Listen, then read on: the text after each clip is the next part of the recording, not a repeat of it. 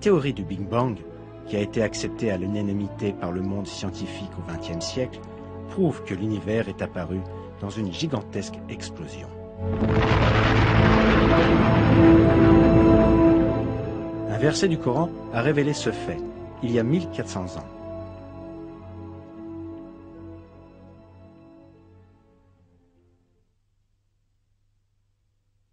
Ceux qui ont mécru n'ont-ils pas vu que les cieux et la terre formaient une masse compacte? Ensuite nous les avons séparés et fait de l'eau toute chose vivante. Ne croiront-ils donc pas?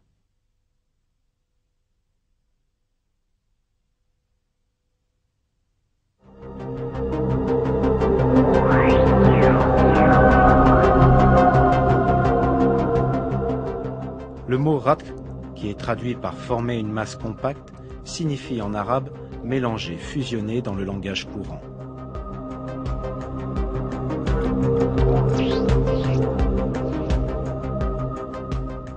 Le verbe séparer dans la phrase « nous les avons séparés » correspond au verbe arabe fataka et implique le désassemblage ou la destruction de la structure des éléments unis les uns aux autres. Un fait scientifique très important est décrit ici, la séparation des cieux et de la terre. Curieusement, aux premiers instants du Big Bang, la matière tout entière de l'univers était concentrée en un seul point. Les cieux et la terre, qui n'étaient pas encore créés, se trouvaient dans cet unique point. Puis ce point explosa violemment, en forçant la matière à se désunir, tout comme cela est décrit dans le verset.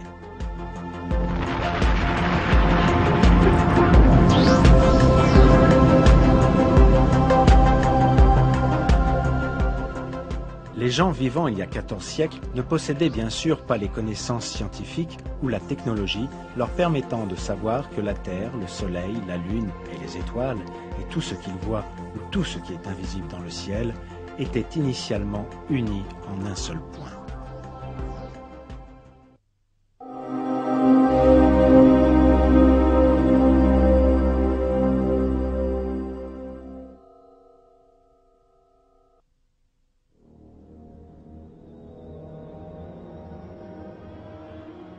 Dans le Coran, Dieu attire notre attention à un attribut très important du ciel.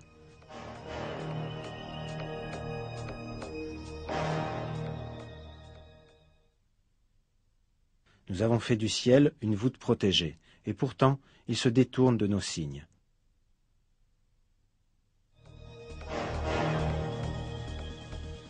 La nature protectrice du ciel, révélée dans le Coran, n'a été découverte qu'à notre époque. L'atmosphère entourant la Terre nous protège de dangers mortels.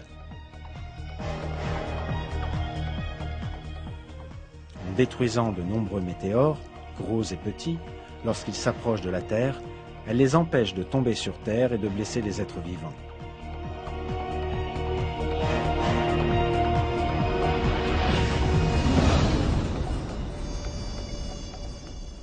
Elle filtre les rayons lumineux venant de l'espace qui sont nuisibles aux êtres vivants. Elle protège également la Terre du froid glacial de l'espace, dont la température est d'environ moins 270 degrés.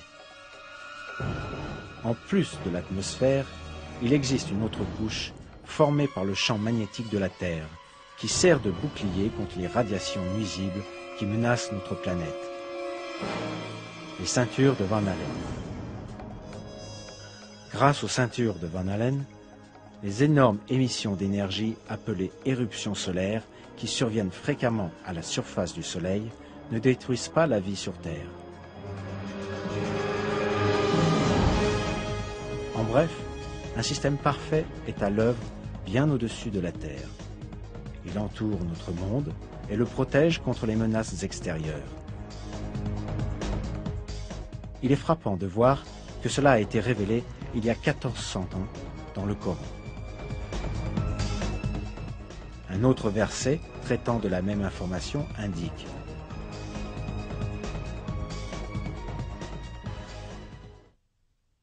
c'est lui qui vous a fait la terre pour lit et le ciel pour toi.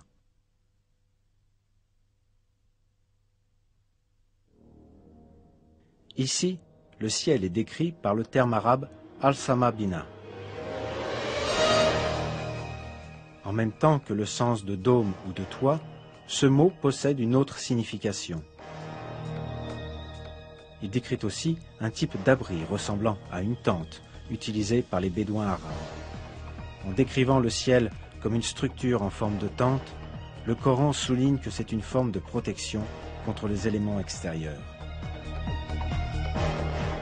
C'est la protection que l'atmosphère offre contre les météores et les rayons cosmiques. Tous ces faits montrent que cette information qui a été obtenue par l'humanité à la suite de longues recherches scientifiques a été communiquée dans le Coran il y a